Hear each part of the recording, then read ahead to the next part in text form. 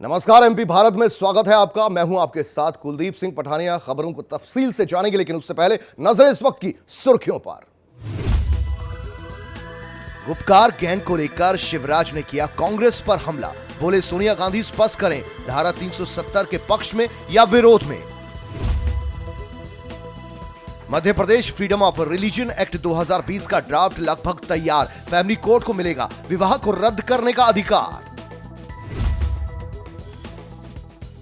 Central jail से रिहा हुए कंप्यूटर बाबा, बोले भगवान ने की सत्य की जीत। प्यारे मियां के अय्याशी के अड्डे पर चला प्रशासन का बुलडोजर। मौके से महंगी शराब की बोतलें और आपत्तिजनक सामान बरामद। 8वीं फेल युवक बना नकली सब इंस्पेक्टर।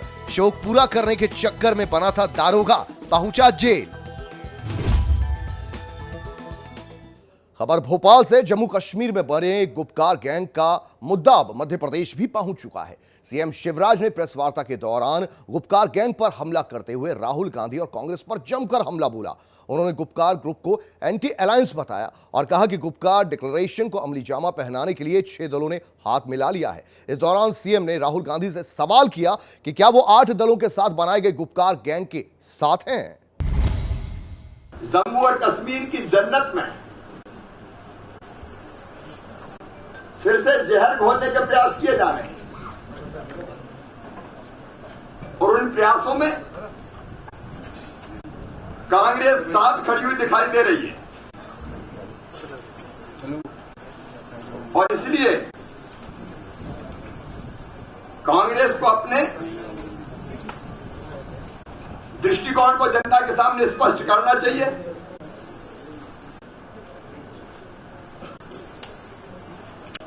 क्या कांग्रेस गुपकार अलायंस के साथ खड़ी है? प्रदेश में लव जिहाद कानून लागू कराए जाने की दिशा में गति से काम हो रहा है। इसका ड्राफ्ट बनकर तैयार भी हो गया है। कानून का नाम Madhya Pradesh freedom of religion act 2020 होगा। कानून में आरोप की 5 साल की सजा का प्रावधान तो रखा ही गया है। साथ ही ऐसे विवाह अगर हो चुके हैं तो उन्हें रद्द करने का अधिकार भी फैमिली कोर्ट को दिए जाने का प्रावधान जोड़ दिया गया है। देश में उत्तराखंड के बाद मध्य प्रदेश दूसरा प्रदेश होगा जहां लव जिहाद रोकने का एक्ट लागू होगा। उत्तराखंड का यह एक्ट बन चुका है और उत्तर प्रदेश में प्रक्रिया चल रही है। एक्ट में यह भी प्रावधान रखा गया है कि लव जिहाद के मामले में किसी सगे संबंधी को पहले शिकायत दर्ज करानी होगी कि यह मामला लव जिहाद का है जिसके अंतर्गत यह शादी हुई है। तब फैमिली कोर्ट उस पर उचित फैसला लेगी, लेकिन फैमिली कोर्ट के निर्णय को हाई कोर्ट में चुनौती दी जा सकेगी।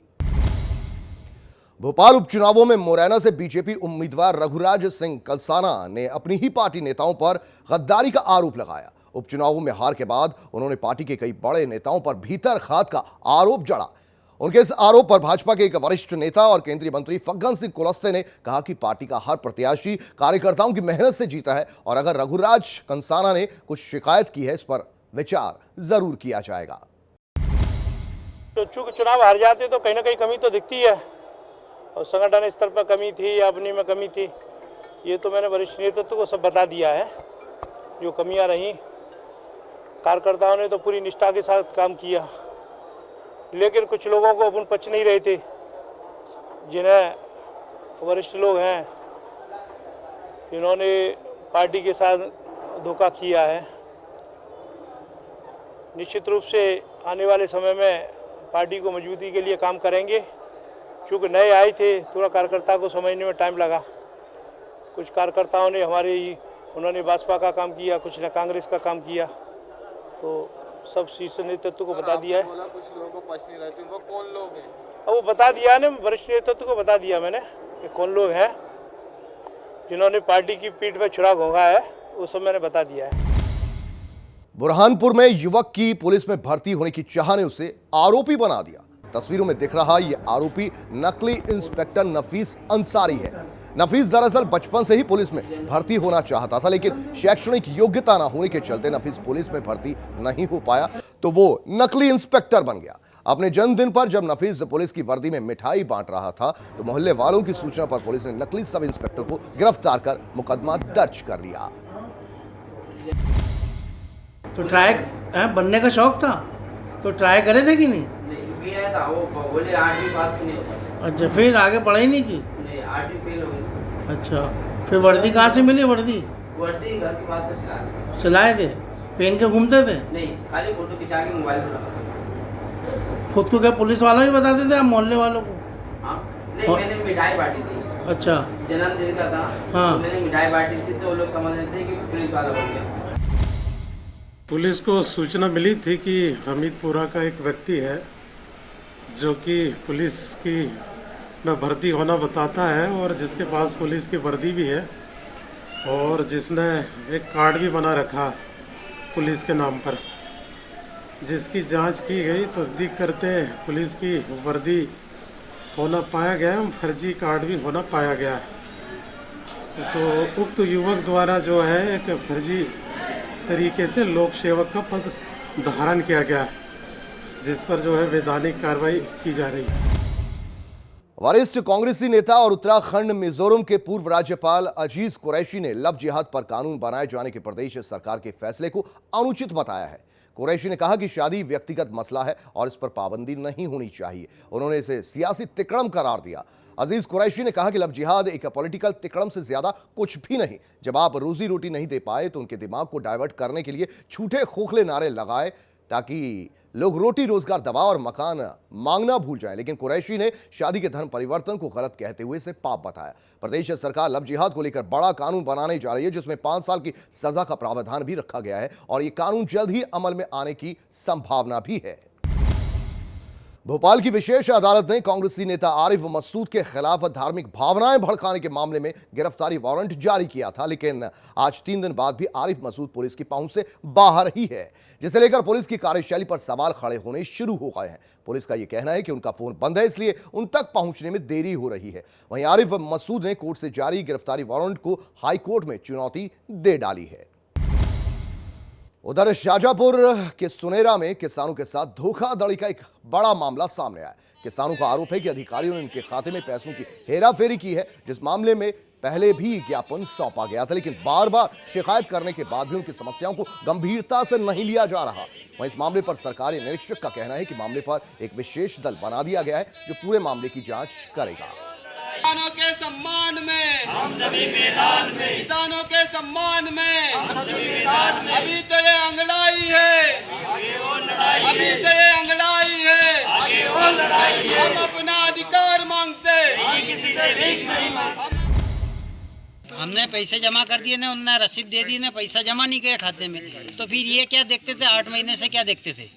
आप जब हम जा रहे हैं खाद लेने, तब बताए आपके ऊपर बाकी है कर्ज, आपको खाद नहीं मिलेगा। तो ये 8 महीने से क्या करते थे? देखते थे। एक आदमी ने क्या गमन करा के था? 8 महीने पहले पैसे जमा इतने आदमी ने जब जेल भेज दिया उसको जब बता रहे हैं रुपये एक आदमी ने थोड़ी गमन करा है। ये सभी की चाल है इनकी। जिस प्रकार से हम काफ़ी लंबे समय से यहाँ पर लगे हुए हैं और प्रक्रिया इनकी देख रहे हैं, तो इनके द्वारा सिर्फ एक फॉर्मेलिटी निभाई जा रही है, जिसमें कोई किसी प्रकार का एक्शन इनके द्वारा लिया जाएगा, इसमें कोई ऐसी जो व्यवस्था दिखाई नहीं दे रही। आज हम यहाँ पर जितने भी किसान साथीगण हैं, साथ में हमारे संबंधित और भी किसान साथी बाहर खड़े हुए हैं, हम सभी मिलकर आज यहाँ के प्रशासनिक अधिकारी जो भी हैं, जिम्मेदार अधिकारी कर्मचारी जो भी हैं, उनको स्पष्ट रूप से हमारी ओर से चेतावनी देना चाहते हैं कि आज के दिनांक तक आप यदि हमारे समस्या का समाधान करते हो ठीक, नहीं तो कल दिनांक ग्राम सुनेरा में हम जो बड़े पैमाने पर वहाँ के किसान साथी बचे हुए जितने भी हैं वो भी, और साथ में हमारे जितने भी साथी यहाँ पर खड़े हैं, हम सब इकट्ठा होकर ग्राम सुनेरा की जो सहकारी संस्था जो सुनेरा है, हम उसको बंद करेंगे। उसके मामले में क्या है कि हमारे कार्यालय प्रमुख द्वारा हम लोगों को एक जांच दल बनाया है, जिसमें जांच दल में एस.के. चौहान प्रमुख हैं और मैं अजय शर्मा उसमें सहायक हूँ। उसकी जांच अभी की जा रही है। पन्ना में मृत्यु भोज का भोजन करने गए 15 से ज्यादा लोगों की अचानक से तबीयत बिगड़ गई। मामला पन्ना के पवई थाना क्षेत्र का है, जहां मृत्यु भोज आयोजित किया गया था, लेकिन उस दौरान हंगामा तब हुआ जब अचानक से 15 से ज्यादा लोगों की तबीयत बिगड़ गई। उल्टी दस्त की शिकायत के बाद उन्हें सामुदायिक स्वास्थ्य केंद्र में भर्ती किया गया। ग्राम करही से 5-6 लोग जो है तो उल्टी दस्त से पीड़ित आए हुए हैं, जिन्होंने किसी मृत्यु भोज में शामिल हुए थे, तो फूड पॉइजनिंग होने की संभावना है। उनको भर्ती करके इलाज दिया जा रहा है और साथ ही ग्राम का विजिट करते हुए स्वास्थ्य कार्यकर्ताओं के माध्यम से वहाँ की स्वास्थ्य सेवा प्रदान की जा रही है। गाँव के लिए हमने दल भेज रहे हैं और दल के माध्यम से पूरी कैफियत और उपचार की व्यवस्था कर रहे हैं। अब ये एक्चुअली में समूह में प्रभावित हुए हैं तो ऐसा प्रतीत होता है कि मृत्यु हो चुके समय पर जो है कुछ खान पान की गड़बड़ी की वजह से जो है हुआ। बुरहानपुर में कोरोना को लेकर लोगों में अच्छा खासा भय का माहौल देखने को मिल रहा है। कोरोना के समय में सब्जी मंडियों में लोगों की भीड़ से भी संक्रमण का खतरा और बढ़ जाता है। इसके चलते कई लोग घर पर ही जितना हो सके किचन गार्डनिंग कर रहे हैं। बुरहानपुर के एक परिवार ने भी अपनी छत पर जैविक पद्धति से कई सब्जियों को उगाया है। बुरहानपुर निवासी मनोज का कहना है कि ये सब्जियां बाजार की सब्जियों से ज्यादा सुरक्षित हैं। तो शुद्ध, ताजी और ऑर्गेनिक सब्जी घर की छत पर मिल जाए, इसमें हमने 15 से 20 प्रकार की सब्जी यहाँ पे लगा रखी है। तो वर्तमान में यह है कि सब्जी के क्षेत्र में हमारा किचन अब स्वावलंबी बन गया है। दूसरा एक फ़ायदा यह हो गया है कि आपकी छत जो है हरी भरी हो गई है। और तीसरा, शुद्ध और ऑर्गेनिक सब्जियाँ घर पर नियमित रूप से प्राप्त होने लगी है। तो इस तरह से शाक वाटिका के माध्यम से हमारा किचन जो है स्वावलंबी बन गया है। उधर बुरहानपुर में नरेंद्र मोदी के फिट इंडिया मिशन के तहत एक परिवार ने 450 किलोमीटर का सफर साइकिल से तय किया। परिवार हर वर्ष बुरहानपुर दरगाह पर आया करता था, लेकिन इस बार परिवार ने नागपुर से बुरहानपुर का सफर साइकिल से तय करने का फैसला किया। परिवार दोबारा साइकिल से ही नागपुर रवाना होगा। अपनी इस यात्रा के दौरान परिवार ने फिट इंडिया और पर्यावरण संरक्षण का संदेश भी दिया। यहाँ हम लोग बुरहानपुर में ज़ियारत करने के लिए आए हैं और जो हमारे मौलाना का फरमान है कि अपने आप को भी फिट रखो और देश को भी अच्छा रखो, तो ये दोनों फरमान को हम जारी करते हुए साइकिल पर आए ताकि ये जो संदेश है हर लोग तक जाए, ताकि वो भी साइकिल या अपने आप को दुरुस्त और तंदुरुस्त रखने का संकल्प करें या उसके ऊपर काम करें। कितने किलोमीटर का सफ़र था? हम लोग ने 450 किलोमीटर पे किया है। ऐसे ही अभी छुट्टियां लगी थी बच्चों की, काफ़ी दिन से घर पे ही थे, तो मेरा हस्बैंड थैंक्स टू हिम उनका था कि भाई कि चलो बुरहानपुर चलते हैं। तो इसके अंदर अचानक ऐसा हो कि चलो साइकिल से चलते हैं, तो काफ़ी लोगों ने हमको सपोर्ट किया और ऐसे ग्रुप बन के हम लोग नागपुर से चंद्रपुर के लिए निकल गए। और चलिए इसी के साथ एमपी भारत में फिलहाल के लिए इतना ही। दीजिए इजाजत, नमस्कार।